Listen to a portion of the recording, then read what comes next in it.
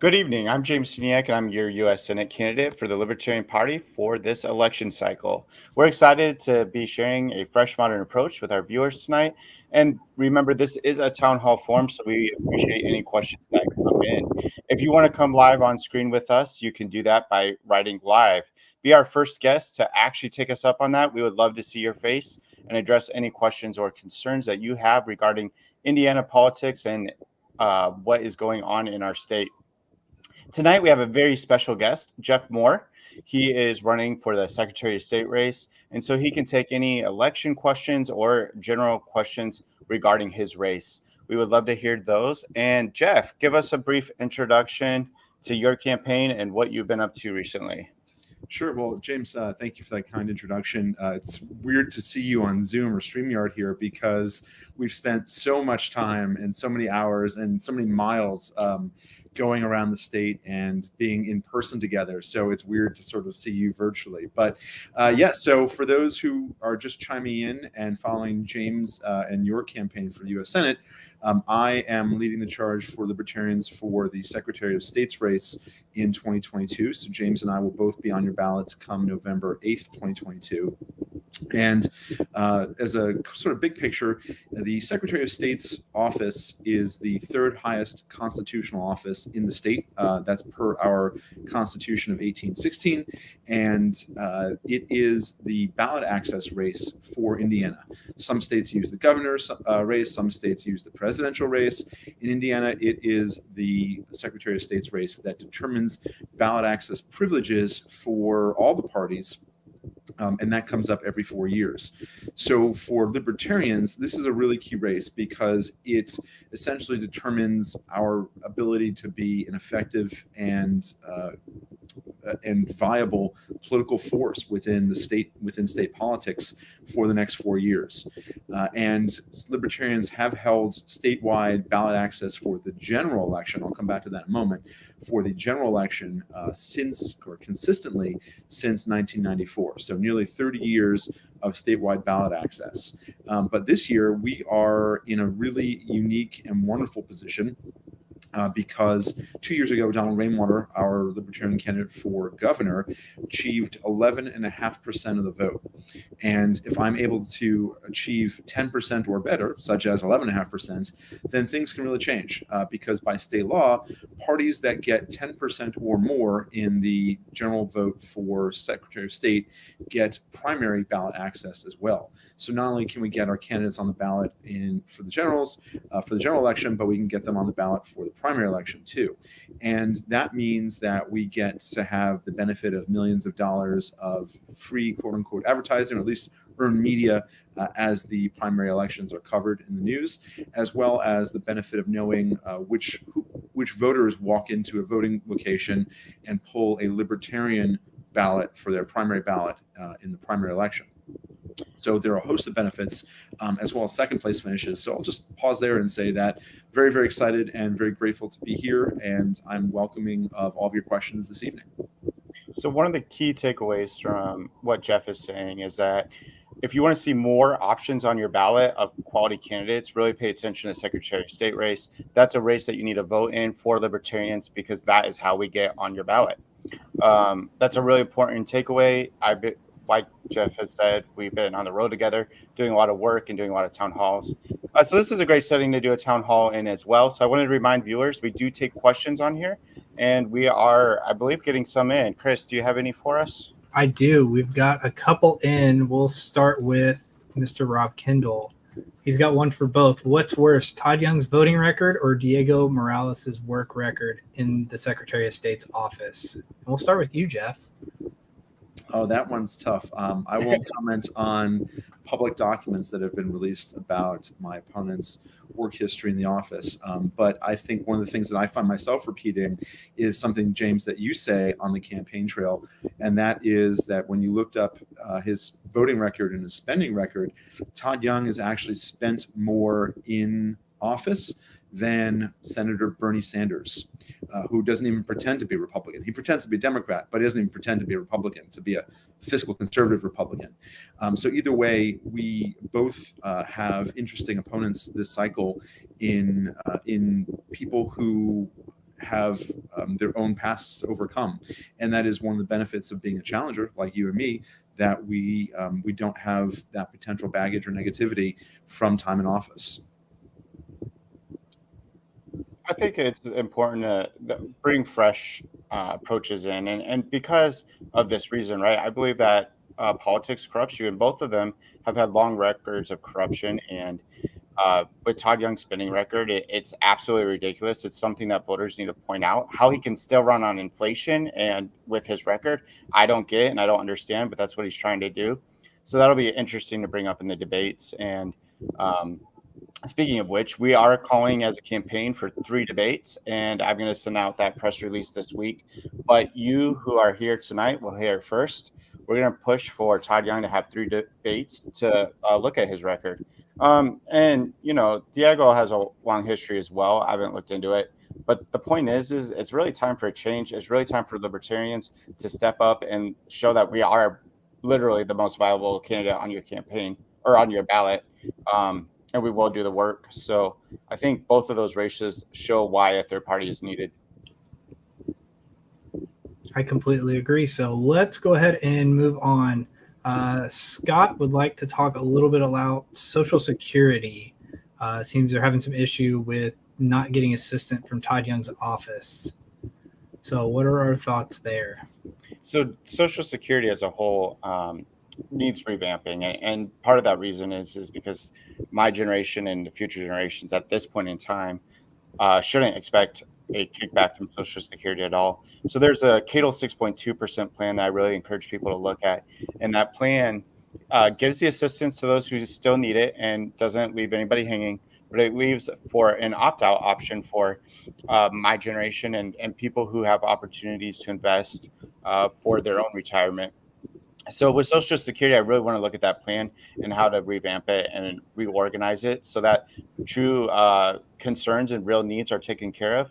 But meanwhile, we still give opportunities to future generations. And then I imagine this. I'm not super familiar with Secretary of State, but I don't think they don't really do too much with Social Security, do they, Jeff? No, not a whole lot. The one possible intersection is there are 4 divisions of the Secretary of State's office. The first is what everybody knows the most, which is Chief Elections Officer. The second is the Business Services Division, which licenses or creates corporations and legal entities or signs them into existence officially. The third division regulates the auto dealers, and the fourth division investigates white collar or securities fraud. And so if you had your Social Security paycheck and you bought shares in a fraudulent company, not Target gift cards for somebody calling from overseas, but actual shares or securities or equities of some kind, then the office might get involved in it that way. But one of the things that I can talk about that does relate to spending, inflation, Social Security, and all these things is, as Secretary of State, I want to take a very principled stand and be a proponent in the General Assembly for 3 key powers. These are powers of recall, ballot initiative, and referenda. And these are really citizenship tools. These are tools for we the people, so that way we the people can control our government urgently and immediately in ways that we're not able to currently. So for recall, let's say you have a U.S. senator or governor or some elected official who is signing bills we don't want them to sign, spending money they shouldn't be spending, or doing some action that they've lied about, they've flip-flopped on, for any number of reasons. We can get together with our neighbors and get a list of signatures and initiate a recall process to pull that elected official out of office. And so much of our government today relies on us forgetting that after 2, 4, 6 years, we're going to remember how they betrayed us, how they lied to us, how they did something we didn't like. And that really does keep them in office. That's why one of the reasons why there's such careerism in politics. But with recall, we can yank elected officials out, and we can do it immediately and urgently, and that'll force them to be responsive. You can't just have politicians telling you can't record video and being so unresponsive and inaccessible. And so that's one of the things that'll change. And then recall and ballot initiative are sort of the opposite, where we can get together. And so 70 or 80%, but based on polls, 70 or 80% of Hoosiers support the full legalization of marijuana here in Indiana, and yet it's not legal. And so we have this bloated super majority government that is holding us down, that is really suppressing and stymieing the will of the people. And with recall and ballot initiative, we can get together, get those signatures and say, guess what, we're writing our own law. And it goes directly into law as a ballot initiative. And other states have this. Arizona actually has some real teeth in theirs, which says that once a ballot initiative measure is put into law, the legislature can't muck with it for 5 years. And so that gives it real power to say, once the people speak, it is heard, it is law, it is you can't mess with it. So those are powers that I want for Hoosier voters. Whatever the issue, it's going to force a much more responsive government. Sounds fantastic. Chris, before we take more questions from the audience, I did want to talk a little bit about the town halls because that was a huge event for both of us. But Jeff, my question to you is, what was your favorite moment on the town hall tour? While I think about that answer, I'm going to give you a shout out here, James, because there were 15 town hall events. And the Democrats, there were a few statewide candidates. Otherwise, there's a lot of local candidates who appeared for the town halls in their districts. And there was one and only one candidate among all the Democrats, among all the Libertarians, and among 0 Republicans. There was one and only one candidate who had a perfect score and attended all 15 across the state. And that is your very own James Siniak. So, James, congrats to you on getting a perfect score on that and beating out every other Democrat, including my opponent, including Tom McDermott running for Senate against you for that seat. So really hats off to you for not only making the effort, but succeeding in that effort to be in all places at all times. It was a lot of miles. I really appreciate that shout out. But to me, as a public servant, we have to hear from Hoosiers all over the state. And it was really important for me to be able to go to their community and hear their concerns right at the table. So really, even though, yes, it was a lot of work, it was a great opportunity and an honor to meet Hoosiers across the state. So thanks for the shout out, Jeff. I really do appreciate it. It was a lot of work, and I don't want to downplay the work, but it's also important work because that's how we represent our state and Hoosiers all around it. Exactly. So now let me actually answer your question and not try to evade it. So there were a lot of moments. There were some funny moments. There were some spicy moments. It did run the gamut. There were some big crowds. There were some very small crowds. There was one evening when we were chasing each other around sort of downtown Scottsburg, trying to find where the event was because there was a bad address. So that was somewhat comical in that moment. But one of my favorite moments was actually in Zionsville. And there was a question about small businesses and, of course, how the Secretary of State's office can serve them. And my Democrat opponent has the opinion that basically big government should get bigger by getting in the way and insisting on helping, right? I'm here from the government and I'm here to help, which is a terrifying prospect to any real business owners. And that's what I wanted to drive at. So we had a crowded room. We probably had 100 people easily there. And I asked, show of hands, raise your hand if you've ever started a business here in Indiana. And among the candidates, I think there was me, because I've actually founded my VR company here in Indiana, and then two other Democrat candidates. And then there were maybe 2 or 3 dozen hands that went up in the room. And then I asked, so think about your customers, think about your product, your service, your cash flow, your payroll, your employees, your regulations, all the things that you're worried about as a small business owner. And as you're forming your company or thinking, should I form my business legally and make a run of it? How many of you stop and think, I know who to ask. I know who knows all of this. It's the government. And every hand went down. Every single hand, except for one of the Democrat candidates, every hand went down. So small business owners really get it. They really understand that government is not here to help. Government stands in the way. And then that was the answer that I was able to follow up and give. As Secretary of State, it's my commitment to get out of your way. The best thing that I can do is to get out of your way so you can run your business, serve your customer, create value. And it's that pro-business lens that I want to take to the office to increase customer service hours, increase communication abilities, whether it's texting and email, to create sort of go kits for if you're starting a restaurant type of a business versus if you're starting a law firm type of business or a landscaping type of a business. Here are the different departments and agencies and forms that you're going to need to interact with.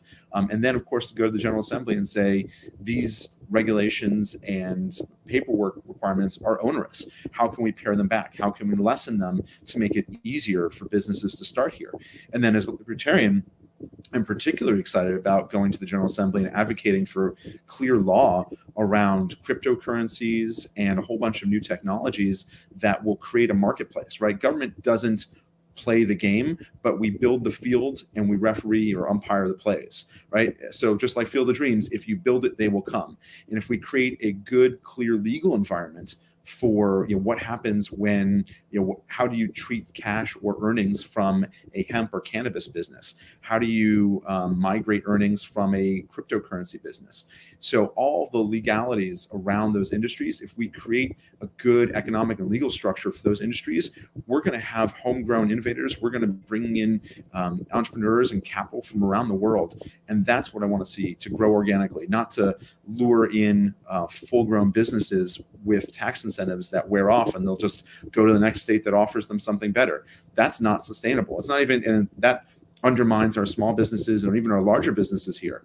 So to do something truly organic and homegrown, that's what it takes. I think one thing that's awesome about what you're saying is I personally am learning so much about what the Secretary of State does through your race. And I think a lot of times in politics, generally speaking, we look at the president, we look at the Senate, we might, look at our governor, and then we may or may not look at those who are running for town council, etc. But a lot of these positions do really important things. And you really bring to light what a true Secretary of State candidate should bring to light. And those issues are really important to pay attention to. So thank you, Jeff, for doing that and making that position clear on what it does and how important it really is to Hoosiers and new business owners and people who want to invest in their future with business. So again, thank you, Jeff, for that. Very kind words. Thanks, James. Okay, so we've got quite a few questions that have piled in while you guys were talking. So first things first, a Sceniac for Senate yard sign has already been purchased, but wants to know where to buy a Jeff Maurer. More? I say more, but you can say it any way you like if you want to donate to get a sign. So that's the privilege you have. So we can we'd be very happy to equip you with a yard sign for your yard, your neighbor's yards, your friends' yards, whoever wants a yard sign. The website is Maurer for Indiana. That's MAURER for Indiana.com. Look at this technology. This is amazing. I bet some entrepreneur created it. So there's the website. If you click on that and contact us and just check off that you'd like a yard sign or send it as a message, we'll get you hooked up. All right. Now that we've got that, let me dive in here. We've got one for Jeff about voting integrity.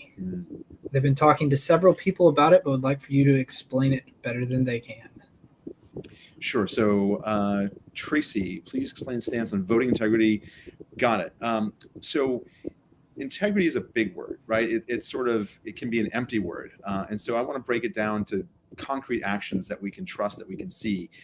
The trust but verify concept. Missouri, our neighbor 2 states to the west, is the show me state, because you've got to show me that what you're talking about, show me what you mean. And I really like that transparency and that accountability in that. So for me, the integrity means that the system is whole and that we trust it. At the end of the day, elections are how we as a civilized society agree to disagree. So Tracy, you and I might have different opinions on ice cream flavors, but if we go to the ballot box and agree on which ice cream we're going to get for the neighborhood, then even if we don't like the outcome, we agree to the process. And that is how we maintain our civilized society. Now, what happens when we lose confidence in those elections? What happens when we don't trust the process? What happens when we doubt the integrity or the honesty of the process, and therefore we doubt the results? If we lose confidence in our elections, we lose confidence in our elected officials, and that gets us to a very, very dangerous place. So big picture is, how do we then restore integrity and trust in a process? And we can think about it, when we're kids, even as adults, it's a great solution. Tracy, you and I have a cupcake that we're going to share. And so how do we divide this up? Well, we have consequences, and we have actions that are designed to create good incentives and good behaviors.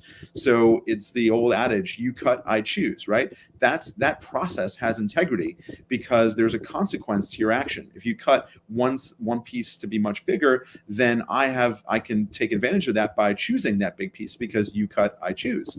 So if we have processes that are just really well designed, that we don't need constant adjudication and evaluation and recrimination and all the fighting that goes along with it. And part of that's just transparency. So how do we apply this to elections? And there's sort of two solutions, and it's a yin and yang type of process that goes together. The first is, I want to give you a receipt for your vote.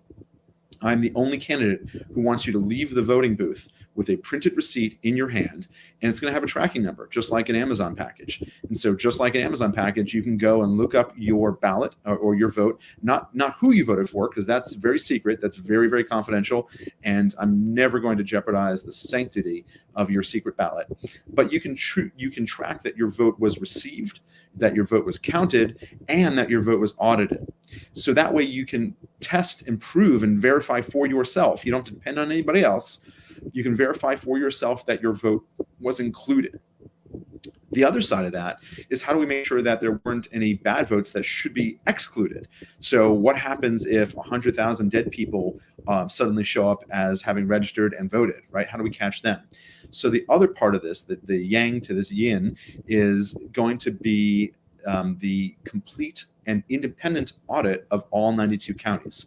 So Tracy, you might be surprised to know, I sure was, that in Indiana, we only audit 5 out of 92 counties. 5, that's less than 5%. And that's, of course, officially just doubled to 10 starting in 2022. And the Republicans want to make sure that that everybody knows it's doubled. But from 5 to 10 still is from bad to less bad. And the results, so the organization that does that audit is called VSTOP, and they're officially out of Ball State University. However, they report to the Secretary of State. So their audit is not independent. They're basically auditing their boss every time. And of course, the results come back, we did great, our boss is great, we love our boss. So that surprises nobody.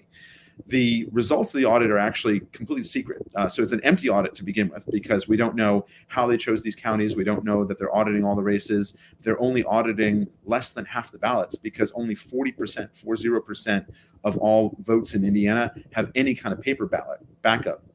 So you can't just audit a computer machine and say, oh, the computer said 5 votes before and 5 votes now, it must be right. That's not an audit. That's just a restatement. So a true audit compares the digital record to the paper backup record, and that can't be for more than half the votes. Or for any less than half the votes. So it's an empty audit, it's a secret audit, and what I'm looking to do is change that, to have an independent audit by an outside organization to do all 92 counties, and to do it before the election is certified. And that's really mind-boggling to me, that the Secretary of State certifies the election and then does the audit, which takes months afterward. So how could you sign your name to say, I know this election was good, I certify, I give my name and my word that this election is valid and fair and correct, and only then do the audit months later? That makes no sense to me. So Tracy, does that help answer your question about how I'm going to restore integrity and transparency to the elections process? Sure cleared it up for me. Okay.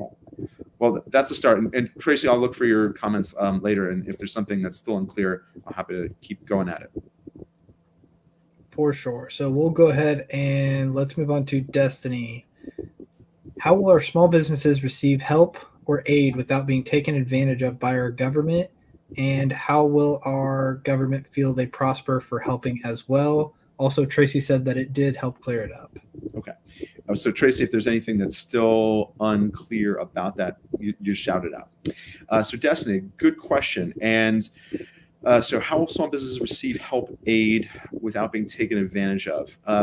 So as a libertarian, I don't believe that government should give direct help or aid, not necessarily grants or direct distribution, but really thinking of government as a service to help small businesses get out of the way, to get out of the way of small businesses. So one of the things that we could talk about here, and I know, James, this is a big issue for you as well, and that's going to be occupational licensure. So perfect example about how we can really help people and small businesses without giving handouts, without collecting taxes, without creating inefficiencies or inequalities in the market, but really just to get out of the way. So one of my favorite examples is haircutters or hairstylists or barbers. And in Indiana, I know that there is an occupational requirement to have a license to become a hairstylist. And James, you may know the numbers better than I do, but it could be $1,000 or more and some number of hours of training. So if you were a barber in Ohio, living directly across the street from Indiana, if you walk across the street 30 feet, you're now in Indiana. But let's say you're a barber in Ohio, right on the line, and you have a successful business. You've been cutting hair for 3 decades. You've got 5-star reviews on Yelp, on Google, on Facebook, on Marketplace. You're on Angie's List and Better Business Bureau, and you're just a really respected and renowned haircutter. Business is great, but you want to move across the street to Indiana because you do. The popcorn's better here. Who knows? But when that happens, you now have to go back to the state of Indiana, or go to the state of Indiana, I should say, and apply for a license to cut hair as if you've never done it a day in your life. And the reality is the free market is a much better response for the quality of your work and the risk that you might create for your customers. So if you had terrible reviews, you'd be out of business much faster than getting or not getting a license from the state of Indiana. And we could think about, or any state for that matter, we could think about the driver's license, right? We all know people who passed and got their driver's licenses and are terrible drivers, right? I'm not naming names, but we can all think of somebody like that. The license itself isn't proof of any kind of proficiency or quality, but it is a way for the state to interfere and tax us and discourage people from participating. So reforming occupational licensure, basically removing that hurdle and saying, go out and experiment. And if you are not good at cutting hair, the market's going to put you out of business first. And we can even see the same thing with driver's licenses. If you're a bad driver, your insurance is going to go up and essentially price you out of driving and operating. And that's, I've worked in trucking transportation for nearly 10 years of my career, and that's exactly what happens. The insurance agencies and all those billboard lawyers that you see driving down the road, they're far more effective at actually meaningfully improving highway safety and reducing fatalities than the tens of thousands of DOT officers out there who at the end of the day have just a slap on the wrist for fines and tickets. It's the insurance companies that'll put you out of business. Well, I can quote in on the hairstylist thing, because my wife actually is a hairstylist, and I was actually going to ask the question about licensing, so I'm glad that it came up. So in Indiana, it is $60 every 4 years, and I want to say it's 500 hours. And that's actually one of the lower ones from what she tells me. Like Florida, I think, is 800. But yeah, and that was one thing that I get into with her a lot, is because she never understood, how do we make this process better? And the only thing I could think of is, by paying that $60, what do you get out of it from the government? And it's nothing. It's you can work for another 4 years. We're allowing you to work for another 4 years for $60, which isn't, it's not a lot of money, but it's like, right now that's a tank of gas. It's something, and that's what discourages it. And one of the questions, James, I know you've heard this as well, and all the town halls this comes up. How do you help the X community, the Latino community, the Black community, the immigrant community, the whatever community is asked about? And these are very real and good concerns. And so helping small businesses, removing these obstacles, and eliminating occupational licensure is one of the most important things that we can do to actually help small and particularly immigrant and minority communities.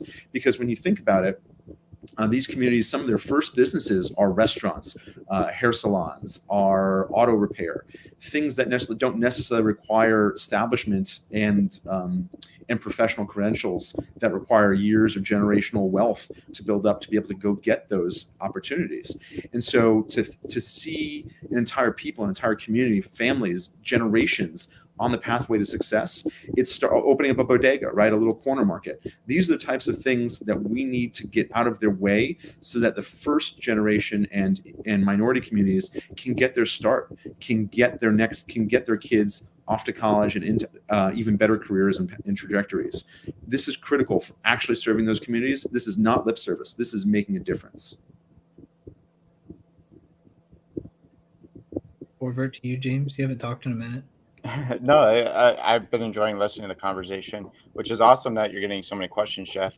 But I think when we look at licenses and what it means to start a business, we have to be able to have people become entrepreneurs. And if the more government that hinders that process, it can be very difficult to build wealth. And everybody talks about how we need to build wealth generationally, etc. But this is how we start. We have to get the government out of the way to actually make people be able to do their whatever occupation they want to do. And I look at COVID as a perfect example of government overstepping and shutting down so many small businesses while, Amazon stayed open, Walmart stayed open, Meyer stayed open. The large companies weren't hurt. Actually, some of them were actually helped during this time. So we really have to look at the process of how government interferes. And I think Jeff really does well in bringing that to light. And additionally, I think one of the biggest issues, I think Indiana actually is good in this state. It has been addressed in Indiana, but on a nation level, when we talk about communities, hair braiding, some people really wanted to make that a licensing procedure where to just braid hair, you had to get a license. And a lot of the people from the communities that do braid hair didn't want this to happen because they knew it would interfere with their daily lives and the small cash that they're making on the side and not helping them in any way. So we have to really look at what restrictions we're putting on businesses and why they're there and how we can make it better for entrepreneurs and ultimately have more success in the beginning of their businesses so that they can see success later down the road. And to piggyback on that and go back to sort of the second part of Destiny, your question there, it's my firm belief and understanding and actual practice that governments don't create jobs. Governments don't create value. Government doesn't serve customers. You do. And so the only thing government serves is you. And the single best thing that government can do is get out of your way in serving you. So let's talk about COVID for a second, because this actually does tie in with the Secretary of State's office. During COVID, Governor Holcomb turned to his appointed Secretary of State, or the originally appointed Secretary of State, Connie Lawson. She did win re-election, or did win election and then re-election. So he turned to her and said, I want you to rescind or revoke the business licenses for these businesses that don't enforce the mask mandate. And I think, and here's what it's really key to understand the Indiana Constitution of 1816, because the Secretary of State is a constitutionally elected office. It is separate and distinct from the governor. I don't answer to the governor.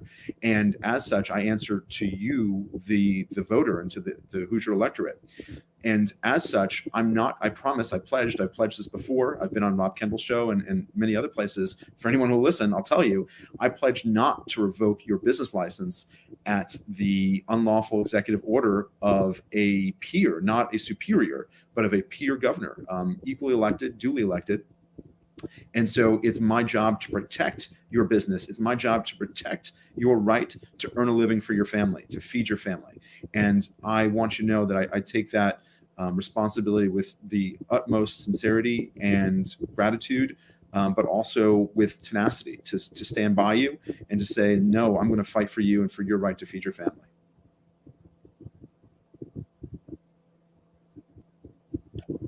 Very well put. Sorry, I was looking at something else.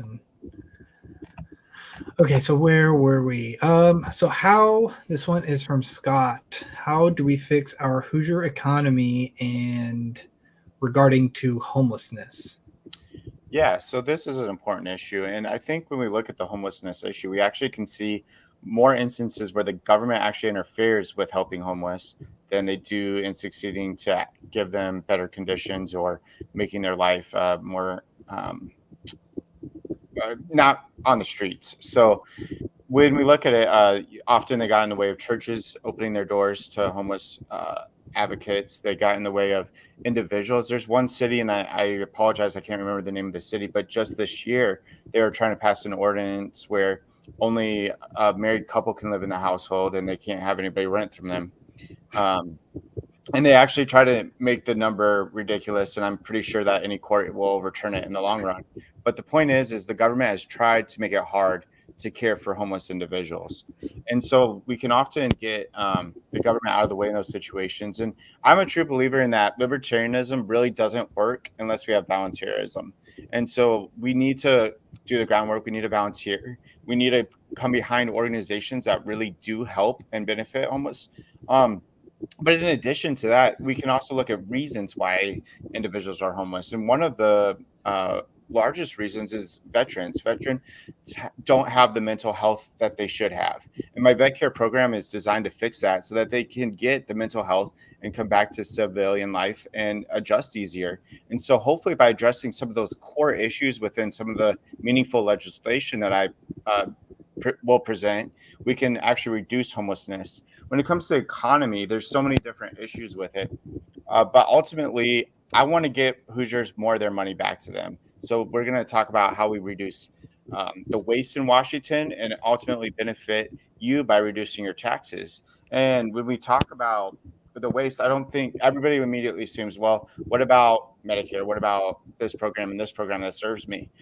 I'm just talking about simply looking at the programs that aren't functioning and working, and the lobbyists that have lobbied for far too long, and really policies that don't affect you directly but affect corruption in Washington. So there's a lot of ways that we can get more money back to you and restart our economy essentially.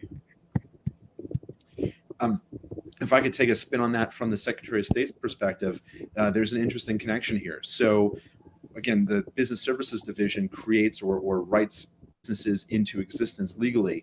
And it's not just for-profit businesses, but also nonprofit businesses. And one of the most important solutions to our societal or civil needs is from the nonprofit sector. And they are best equipped to understand the needs of a community and to implement solutions. And they use private funding, not government funding, or they can use a mix, but most of them are actually privately funded through charitable donations. And they can address the needs of the community far more efficiently, far more directly, and far more nimbly than government can. And free market is, free market responsiveness, that's very much a libertarian thing to say. But let me talk about what that actually looks like in your real lives. For those people who may not fully understand it or may still be a little doubtful what that means, James, we were going to the town hall in Fishers, and at 5 o'clock, 116th Street in Fishers is bumper to bumper, and it's a slog. It's not fun, if you remember that. And so if you can remember, it's 2 lanes in each direction, and they're curbs. And when traffic gets backed up in one lane, all of a sudden you see all the cars ditching from the left lane to the right lane. And then if traffic gets back to the right lane, all the cars ditch to get back in the left lane. I'm sure we've all seen this in our lifetimes, perhaps even today or this week. But the idea is that human beings are responsive, and that we do take action, and that what you do see is the lines balance out. The market balances itself out. So the market to move forward down the street balances itself out. We see this in the supermarket line or airport lines or anytime you see any kind of queuing process.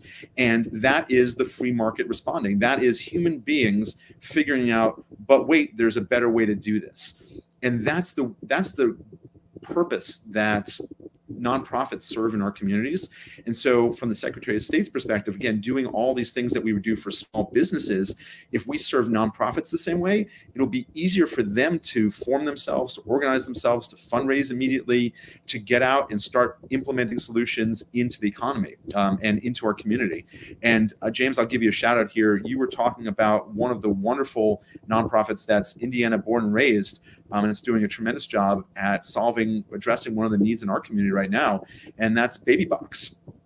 And I'm here in Carmel, and I know we've been hearing a lot of stories about the Baby Box here at the fire department. And so, James, why don't you talk about them and what they've been able to achieve as a private nonprofit that has taken $0 of taxpayer money?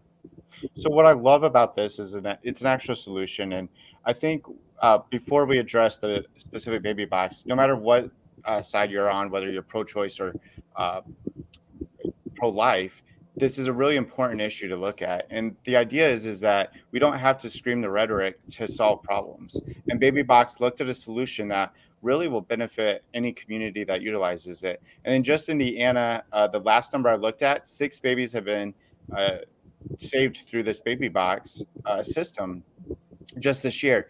But what it really is it's saying we're going to give the dignity to the mother.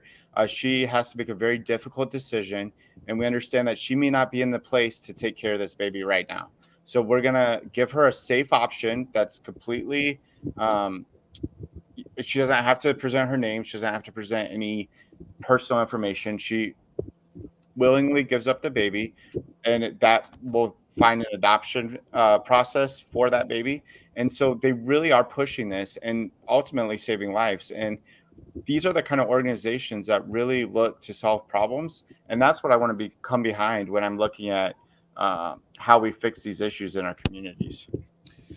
James, I want to touch on the homeless question just one more way here. So, James, you and I share a mutual friend who is a pastor in downtown Indianapolis, and his church is really focused on service and helping the community. And certainly, homelessness is a real problem, and they're front and center on that. And our friend had an opportunity to buy a property through his church and nonprofit, all these benefits, private dollars, to buy a property to do emergency housing for homeless. So people who had just basically been evicted or were having a bad streak of luck, the people who are most able and most likely to rebound and get back into another job, get back into steady housing. It makes life worse if you can't shower, if you can't have clean clothes, if you can't then go to a job interview. It gets harder and harder to get back on your feet.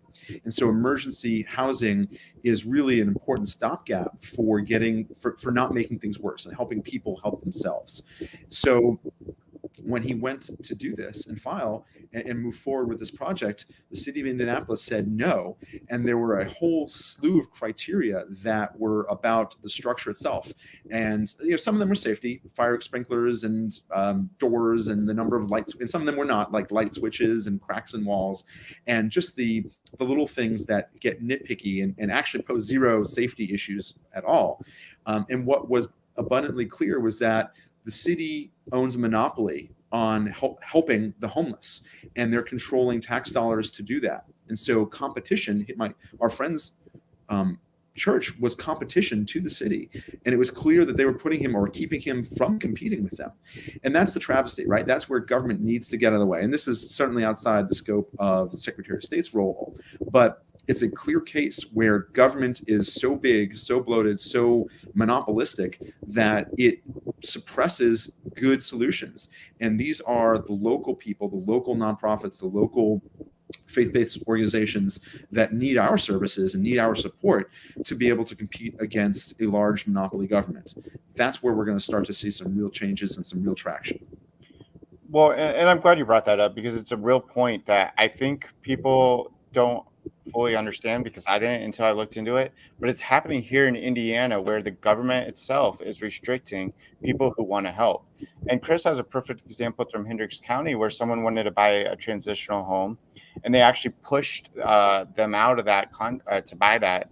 And I don't know the exact details, but the point is the government actually said, no, look, we have other interest for this area. We don't want this to be a center where we serve those who have needs in our community, whether that be homeless or transitional housing or whatever. But we have to get the red tape out of the way if we really want to see people helped. The government has failed on this issue, and it's really not functioning in light of what we could potentially do with more organizations like our mutual friends, who really had a plan to help, but it was shut down because there's too much government red tape.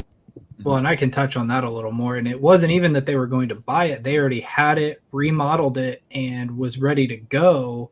And the Board of Zoning Appeals actually shut them down and said, you cannot do this, because they claimed it was unsafe for the neighborhood it was touching. It wasn't in the neighborhood. It was touching the neighborhood. The backyard was touching another backyard in the neighborhood. And I actually had been out to the building, and I saw it, and I was like, I don't see how this would affect the neighborhood at all. Yet then here in Brownsburg, so just a little backstory on it. I'm not going to go too into detail on it. It was for women leaving an abusive relationship or rehab, going through their rehab program through a church. And so they shut that down, yet they're building a rehab facility here in Brownsburg directly next to a neighborhood. And I mean, like, this is, you could stand in your backyard and almost touch the building close. And that's where I'm just like, this, something's not adding up here. We said this was okay. And it's not like it's a different county either. It's both Hendricks County. Yet we're saying that this giant facility that's going to hold, I don't even know how many people, is more okay than this one that can hold 4 people. And that's where it becomes really unclear. Is the government helping or is the government hurting? And these situations are very clear in where they get in the way of nonprofits. And I think it's unfortunate that so many nonprofits who want to help have been told they can't. And I think that we need to make it easier for nonprofits to do the work that they want to do and to help their communities, which essentially most of these people do it because they care about their communities, not because they want to bring some issues into a neighborhood. They want to see those communities thrive. Absolutely. And it's bad. It even got to the point they have proof of people that they've actually helped they're sober now. They're doing much better. And it's weird. And to answer the YouTube comment we got on that, this neighborhood has no HOA, because I also looked into that, wondering the exact same thing. There is no HOA in this neighborhood. And the church even went around and talked to the neighbors and were like, hey, we're wanting to do this, are you okay with it? We don't want to step on anyone's toes. And it's like all of that. And then after they put all of this money and they ended up having to sell the house, which is unfortunate, but it's like they dumped all this money into it to get shut down. And I get worked up. I'm trying not to. Yeah. Well, I know that that's an issue that you really care about because that happened in your county. And Chris, for those who don't know, is the Hendricks County Chair, does great work there, but he also has a very huge heart for his community. And when he sees these issues where the government's actually hurting his community, it definitely is important. And I think that's the perfect libertarian example of how we really want to see our communities thrive. But we have to do better. That's for sure. And that's what we're trying to. Okay. Let me try and see where we're at, because I've seen a study amount of comments come in, so that's a good. Yeah. So we have Tracy had another question. I think that was our next one. Oh, wait, there's one. We'll keep this as a short one because I think we kind of touched on it. Would you support another lockdown in government determining which business types can stay open? I'll start that. I'll answer it clearly no. Yeah, no as well. And the fact is it wasn't just businesses that were shut down. People don't talk about the churches and how that was a true, really infringement on your First Amendment rights. There are ways to be safe, and if you are at risk, I encourage you to take proper precautions. But shutting down our whole economy was not the process in which to do this. We can give help to those who have risk by delivery systems. We can make sure that they have access to everything they need. But we also can't deny small businesses their means and income. We can't deny our society the way we did during COVID and not expect repercussions, which we're seeing now. So definitely no. I mean, lockdowns didn't work in numerous ways, and I think that we definitely need to make sure that the government, those who are elected officials, understand that the government needs to have their hands tied on certain things. They can't be picking and choosing winners and losers in these fights. I think when out of crisis comes opportunity, just the same. So what I would love to see is more horizontal innovation or lateral innovation. And we had rallies that were drive-in rallies, and drive-in movie theaters came back in style in a way we haven't seen in decades. So why not encourage or remove taxes or regulatory burdens on drive-in movie theaters, or allow the use of empty parking lots? We have all these dead malls and all the parking that goes with them. Why not make and we could put up screens, right? That's easy. We've got concerts that weren't in tour productions that weren't going on. So we could create or help create, government doesn't do it, doesn't spend the money, but could make it easier for private enterprises to do such. And they could become drive-in churches or drive-in gathering points. There's so many different ways that we can still accomplish what we wish to without stopping it completely. And lockdowns are not the answer. And completely agree with James's assessment of it being an infringement of a First Amendment right. But we don't have to have this. There are win-win solutions. And by government coming in and saying no, that sets it up as a zero sum, and as a competition of I'm right and you're wrong. And that's the wrong attitude for government. Well, and to go into the red tape on it, I remember reading a story. For the life of me, can't remember where it happened. They actually told a church that they could not have people, because they were doing like a drive-in movie. You would come in, you would park in the parking lot, and they would have the sermon in the parking lot while you sat in your car, perfectly safe. You're social distance away from everyone. You're not exposing to anybody. And they came in and told them, no, you can't do that. And it's like, why? What are they hurting by doing that?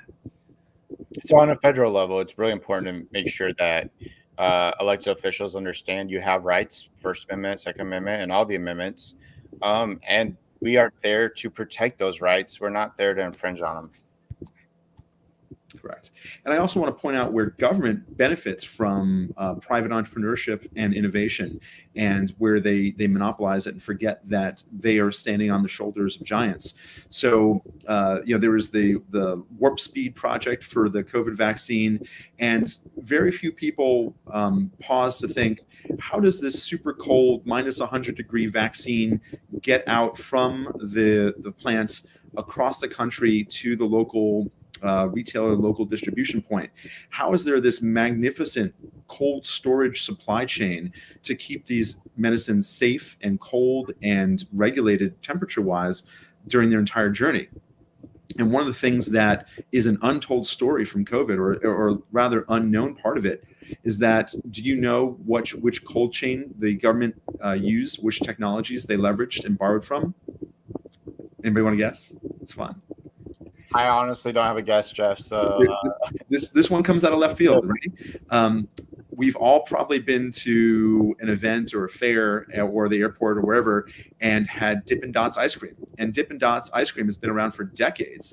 And you know that that's a super cold ice cream, right? Those little, it basically flash freezes, which is how you get those perfect little spheres of dots.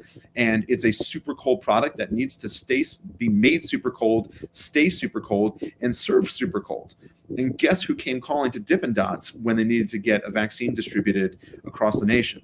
And that was the government. And so imagine how much we wouldn't have even had that as an offering if we hadn't allowed or hadn't created the marketplace or the opportunity for Dippin' Dots to innovate and engineer a really miraculous cold chain supply line. But that right there just shows that it's the people's innovations that thrive. Correct. When we create an environment that is good for innovation, we'll see economic opportunities, and that's one thing I strive to let people know is that innovation happens within the context of individualism and ability to solve problems. And when we rely on the government to solve all those problems, we become a less fluent nation, because we're no longer relying on personal determination and many of those things that founded our nation into greatness. So all those things are really important to talk about and bring forth and educate voters on. All right, let's see if I can remember where we were. Also, Chris, I know we've had a lot of great questions coming in. I do want to make sure, we'll take a few more, but I do want to make sure that Jeff has time for his close as well. Yeah, we're creeping up on an hour at this point, and I know we usually like to try and keep it around 30 minutes, but we do enjoy answering questions. James, and we've gotten to cover, I've been fortunate to cover most of the things that are important to me during this campaign. So let's take some time. James, I know there's a question here about inflation, and that comes up constantly, right? We've heard that at all the town halls, and that's first in our minds and in our wallets day to day, the pressure that we feel trying to just make ends meet, from filling up the car or truck to buying milk and eggs. It's harder by the day just to get by. So, James, why don't you talk about inflation, since that's largely outside of the role of the Secretary of State? And I believe, before I let James talk, they just did a poll, and the number one issue, actually the number one and the number two issue that people were most concerned about by an extremely large margin was inflation. Over everything else that's going on right now, inflation is the thing everybody cares about the most. All right, James, take it away. So there's two parts to this. The first part is what politicians are going to tell you inflation is. And Todd Young, he's running on inflation, which again is a terrible idea on his part, because if you really look for the solutions and how we reduce inflation, which will be the second part of this, he's guilty, and he's number one guilty. I mean, by far, when he's outspending Bernie Sanders and every other Democrat. I shouldn't say every other. I think there's one that beats him. But the point is he's outspending everybody. And so he'll point to supply chain issues, and that is a real part of prices and how inflation works. But there are things to solve that, like the Jones Act. And he doesn't talk about how to solve that issue. But that issue in itself is only a very surfacey part of that. And so the ultimately inflation goes back to how much money we print with the Fed. And that is where we really need to educate voters. It's a direct correlation of how much money we print and then how valuable our dollar is. And one very important note on inflation is it's actually a tax on you. So when you can't invest at, let's say your investment rate is 2% right now, and inflation's 9%. We're seeing a very real tax on your money, and your buying power then goes down. This is a direct cause of how much the Fed has to print. How much the Fed has to print is a direct correlation to how much is being spent in Washington, D.C., and especially with deficit spending, money going to Ukraine, all things that Todd Young is directly voting on. So he is a direct correlator to how our inflation rates are going up, and he's had 12 years to address this issue.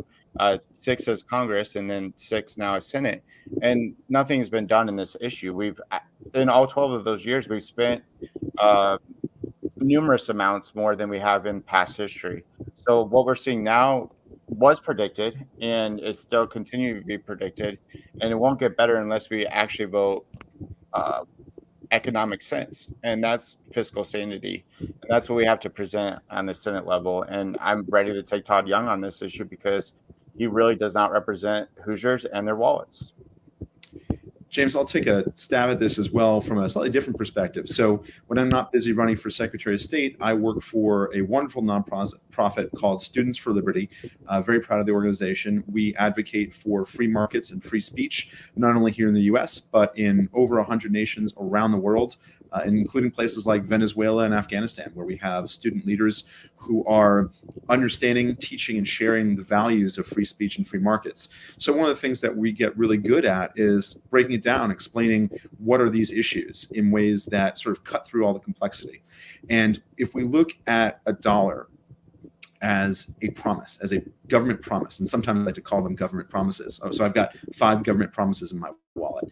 It's a promise of that something will happen. And when, let's say that you promise, James, you're going to be moving next weekend. You're not, but let's say you are, and I promise I'm going to come over and help you move. That's a promise that I made to you. But if I keep making promises, and I help Chris, I promise you I'm going to help you move next weekend, and I promise 10 other people that weekend. Again, the market figures it out because people communicate. That's what happens. And what everybody figures out is that I've overpromised what I'm actually able to deliver. And I can't possibly be in 10 places at once to help 10 people move in one weekend. And so the value of my promise decreases. And that's what inflation is. I have to give more. I have to make more promises in order for you to trust just one of them. And the first thing to do is stop printing money, stop making promises, stop spending in excess of the revenues that we have. That's the fiscal sanity that we have to restore to government, is what, James, I know you're focused on. And that's problem number one. We need to stop making the problem worse. Step one. But the longer term solution to, other than just sort of, we have the credit card debt, we've got to pay it off, which is the bad news here. But what we can do is help entrepreneurs, help innovators, help innovation, give us productivity gains and efficiency gains. Those are things that economists terms that will actually help lessen the burn of inflation. So, for example, our fuel prices just doubled, right? We went from like $2.50 a gallon to now $5 a gallon. That hurts us. That's inflation. We feel that. But what happens if government gets out of the way and lets an entrepreneur, an innovator, create a more efficient engine that suddenly gets twice the fuel mileage, right? So now you go from 15 miles to a gallon to 30. Now you use half as much fuel. And it's okay if gas is now $5 a gallon because you only need half as much. So those efficiency gains are what helps us rein inflation back in. And over the history of the federal government, they keep printing money, but our efficiency keeps getting better and better. We get to do more with less because our technology is so good, our innovation is so good. Look, we're hosting this now virtually. We don't have to travel miles to get together. I don't have to feed my horse to be able to get to the town, to be able to sit together and have this conversation. I don't even have to put fuel in my car. I can just flip open my laptop. That's a real productivity and efficiency gain. And that means I have more savings for myself. So that's how we're going to solve inflation long term. Again, get government out of the way, let innovators and inventors invent.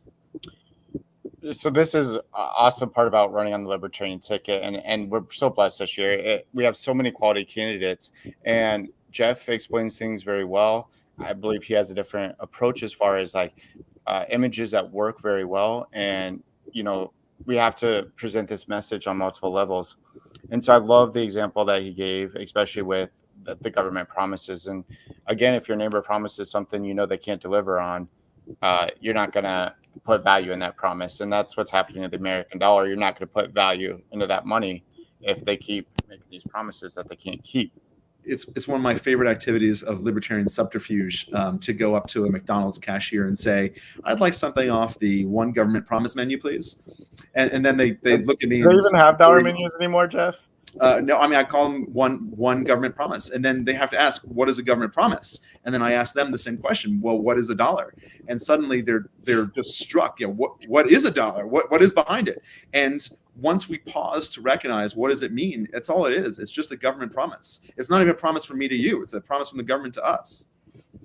And then Destiny did make a comment that I just actually wanted to point out real quick because it just came in. But she said about taking care of us before we give a handout. And I think the way I see this is whenever you are flying on an airplane, for those who've flown on an airplane, they always say, in case of emergency, put on your mask and then help your neighbor. And the point is if you're not able to breathe yourself, you're unable to take care of your neighbors. So really there is a very important part of how do we take care of America's needs first, and then the broader humanity of these issues we can look at.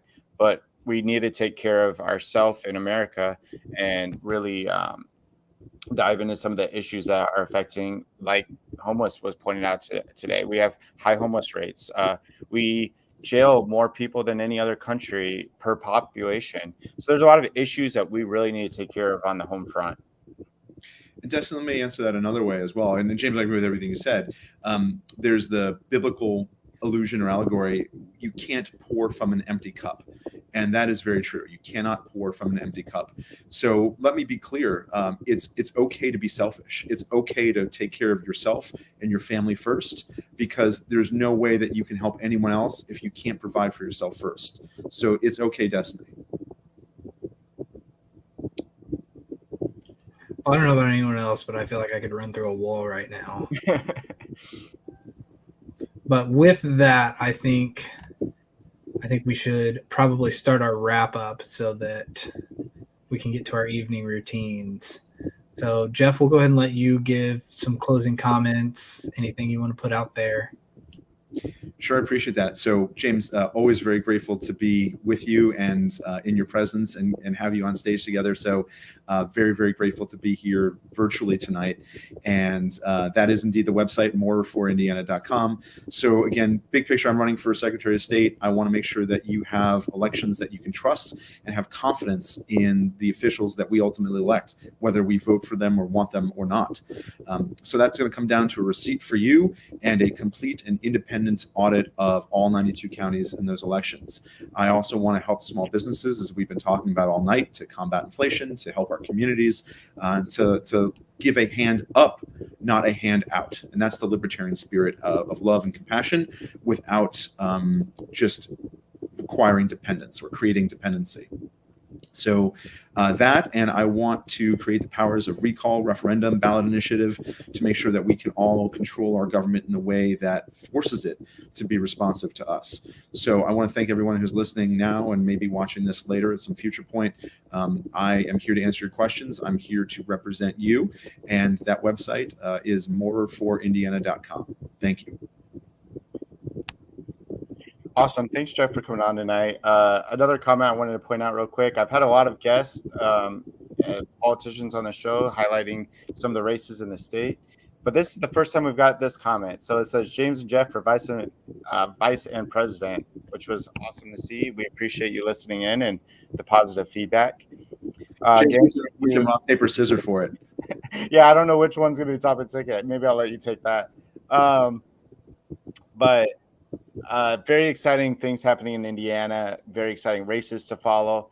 Jeff and I have worked closely because we're both statewide candidates. So it's awesome to be able to have feedback from each other. So again, thank you, Jeff. If you're looking for something fresh in Washington, D.C., and you really need a difference and you're realizing that Washington has infringed on your rights and is putting out stale, invasive policies, look for the better option on your ballot. That's the Libertarian, and I'm excited to represent Libertarians for the U.S. Senate race this year. You can find out more information, www.ceniac4senate.com, and you can also donate. I like to remind people that I don't take big corporations, the money from big corporations. I am funded by the people, for the people, because I believe that's how politics works. And if you don't have money currently, I do appreciate any time, volunteers. We are trying to get our message across the state. Just today, I was talking to my campaign manager about how we need volunteers to represent us in Lawrence County.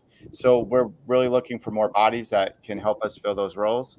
And we appreciate talent as well. So if you have a specific talent and you know something that you want to do for the campaign, we'd love to hear about that. You can do all that, again, through my website, www.ceniac4senate.com. Again, one more thanks to Jeff, and we appreciate you listening in tonight. Have a great evening.